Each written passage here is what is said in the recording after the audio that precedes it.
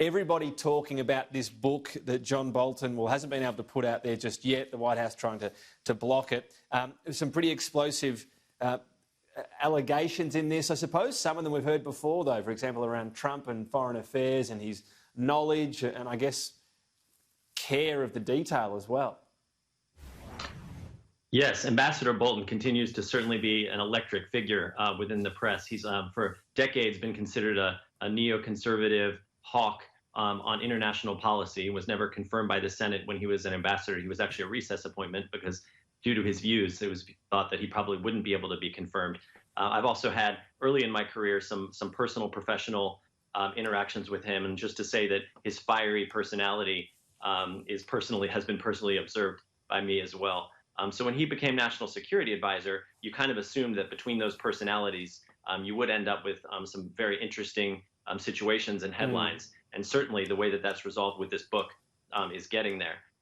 What's interesting to me about this book right now is that sort of the people that call themselves the never Trumpers, whether you're Republican or Democrat and wouldn't want Trump in office, or if you're pro-Trump, both are excoriating Bolton for different reasons. On the pro-Trump side, they're saying that he's coming out against a sitting president, and that shows a lack of loyalty, and even that he's possibly putting in classified information in there, which is a court issue. And on the other side, they're saying that, hey, why didn't he say any of this under subpoena, which he actually never received a subpoena, but said he was willing to say this to Congress during the impeachment trial, and it could have had a different result.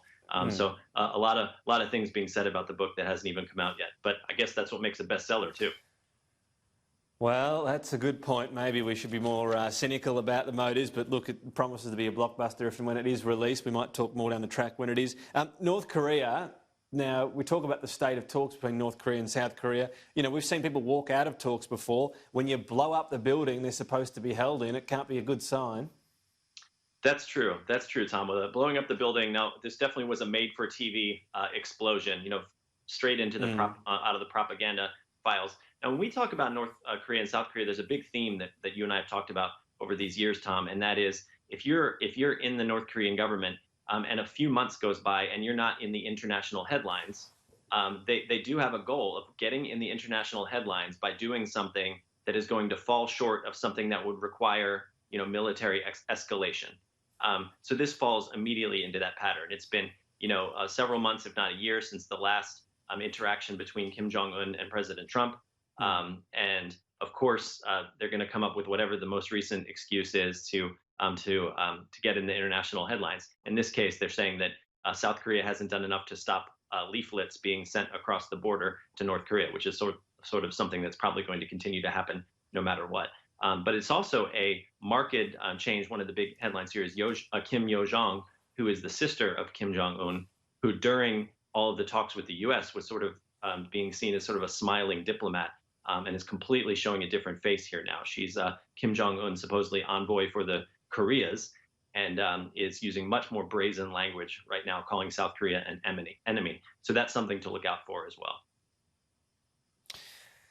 Yeah, and we should note as well, of course, the office that was blown up has not been used since January 30 because of COVID-19. So, yes, the made-for-TV element, I think it's fair to assess it in that way.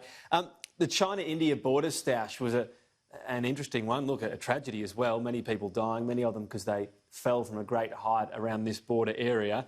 Does this point to something bigger? I mean, this really broke out in nationalism actually in India more than anything else, I think. But it's still a country that relies a lot on China. If China wants to, you know, muscle up to India, is this the wrong approach? Because this is a pretty proud nation. It is. You're right, Tom. And I'm glad you led with the fact that this was a tragedy. No loss of life in these border skirmishes, regular border skirmishes, since 1975. And on one night this past week, at an altitude of 4,000 meters, sub-zero temperatures, in a very confusing terrain, at least 20 soldiers reported thus far on the Indian side have lost their life. China has not deaths, but has reported that there were casualties. And one thing I would look out for is that we won't get the details of what actually led to it that night. Both sides are going to have a reason to cloud that, and we won't have an independent source. But what we do know is that there's a lot of examples of small border skirmishes, whether it's China and India or India and Pakistan, these nuclear powers, which sounds like that would make it worse. They actually have a very strong incentive to keep that a locally de-escalated issue. And what you've seen so far is both China and India have made strong statements, which they have to do. I mean, there's a domestic audience that had people die or at least injured, and they're going to want a strong statement made, and you're even seeing some troop buildup. But you're also seeing some signals in both sides that they're looking to de-escalate. So I would not anticipate this escalating much further up, but it will put a renewed focus on these constant skirmishes that occur and making sure there's systems in place to prevent a de-escalation out of the region. Once again, just a tragedy, and hopefully they'll be able to settle that as well. And just finally, look, a really interesting discussion going on in the US at the moment.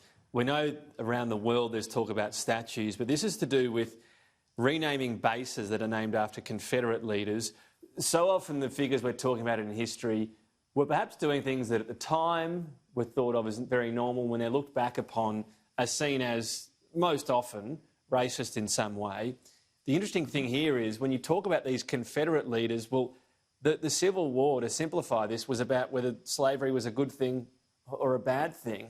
And at the time, there was a whole group of people saying it was a bad thing. So it wasn't like this was everyone's view of the day. What's the feeling in the US? Is this just another one that's complicated and goes down red or blue lines, or goes beyond that? Well, it is complicated, of course, and I do appreciate, you kind of gave the simplified version of the Civil War, and there were many reasons, the slavery being among the top, that the Civil War occurred. Right now, there is a view in the country of the U.S. taking a hard look at its past. We've talked about that in recent weeks, about the death of George Floyd in Minneapolis and the protests that are in the U.S. So this is not happening in a vacuum. This is happening where national leadership are really taking a hard look at what are implications of the past of the United States on the present in multiple different ways. So this is a manifestation of that. What you'll see at the highest level with President Trump, it's especially during an election year, being supportive of his political base, which would want the status quo to remain when it comes to these bases and these statues.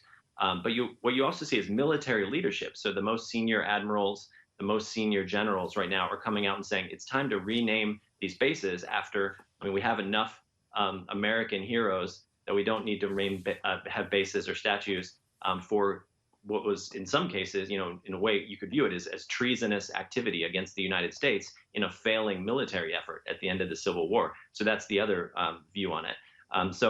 When you look at it, look, you can still have statues. We can put them in a museum, in a history park. Let's not forget our history.